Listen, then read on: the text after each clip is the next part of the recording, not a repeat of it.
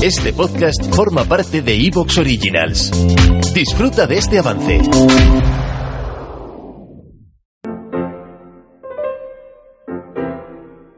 La contrahistoria. Un programa presentado y dirigido por Fernando Díaz Villanueva.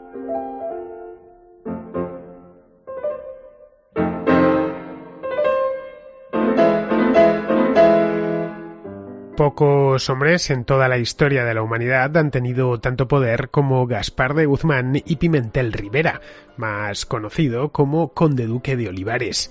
Fue este hombre durante años el valido del rey Felipe IV de España, que durante la primera mitad del siglo XVII fue el monarca más poderoso del mundo, tanto que sus contemporáneos en aquel entonces le dieron en llamar el Rey Planeta.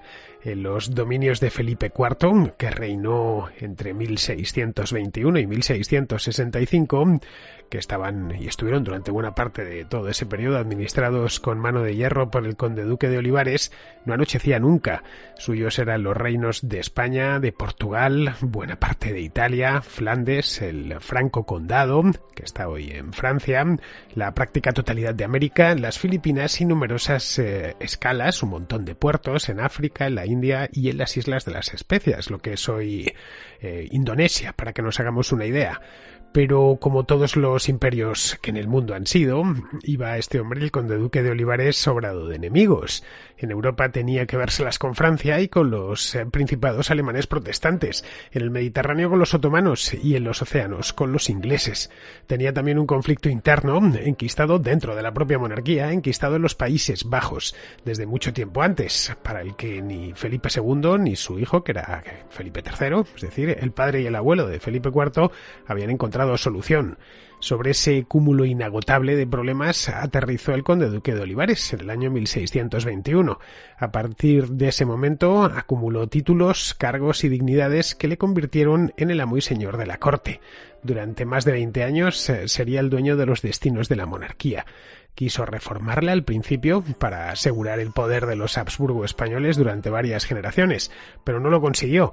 Sus reformas fracasaron prácticamente todas. Se toparon con infinidad de resistencia interna, especialmente en la corte, que las hicieron inviables. En el exterior hubo de combatir en prácticamente todo el mundo, desde Holanda a las costas del Brasil, pero sobre todo en Alemania, donde había estallado la guerra a los 30 años, un conflicto que incendió el continente y que supuso el fin de la hegemonía de la familia Habsburgo en Europa. El interior de la propia España terminó también ardiendo.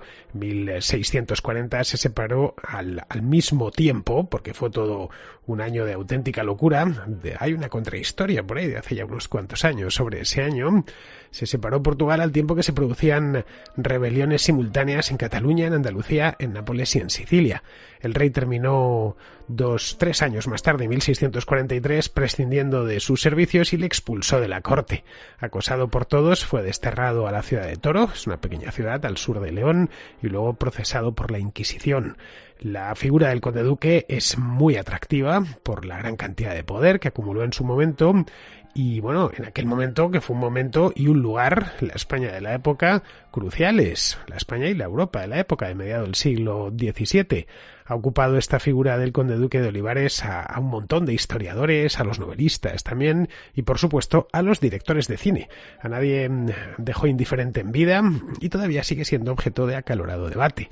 Pues bien, hoy en la contrahistoria vamos a dar un repaso sobre la vida y la obra y en cierto modo la tragedia del conde duque de Olivares. De las tres se pueden sacar muchas y muy valiosas conclusiones.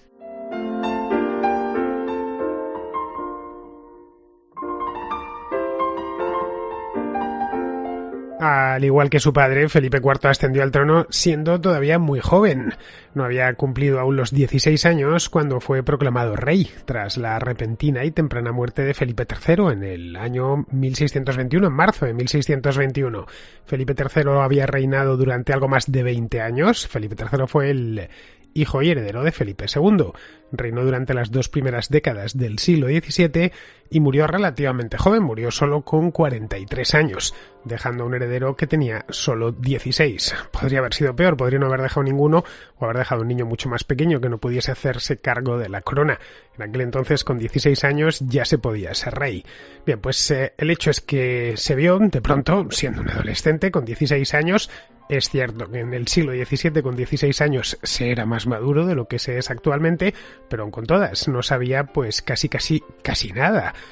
No había salido apenas de Madrid, había estado toda su vida rodeado de algodones dentro de los distintos palacios de la familia real y de pronto se encontró con que estaba al frente, con solo 16 años, al frente de la monarquía más poderosa del planeta.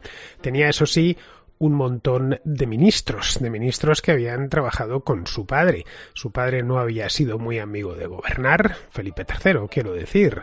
Había estado tirando de privados, primero del duque de Lerma y luego posteriormente de su hijo, del duque de Uceda. Bien, pues Felipe IV no iba a ser menos, decidió que iba a seguir por donde le había marcado su padre, entre otras cosas porque no tenía otro modo de hacerlo. En el caso de que hubiese heredado algo más mayor, con 25 o 26 años sí se podría haber hecho dueño de la corona desde el primer momento, pero era todavía demasiado joven. En aquel momento en la corte despuntaba la estrella de Gaspar de Guzmán y Pimentel, que era el conde de Olivares, todavía no era duque. Los Olivares eran una rama menor de los Medina Sidonia, que en los últimos años del reinado de Felipe III, concretamente este hombre, Gaspar de Guzmán y Pimentel, había jugado muy bien sus cartas, primero seduciendo al duque de Lerma y estando cerca de él, para luego cambiar de caballo justo a tiempo y alinearse con el duque de Uceda. Lo hizo durante la Revolución de las Llaves. Os preguntaréis en este momento, a no ser que seáis expertos en esta época de la historia de España, ¿qué diablos es eso de la Revolución de las Llaves? Bien, os lo explico.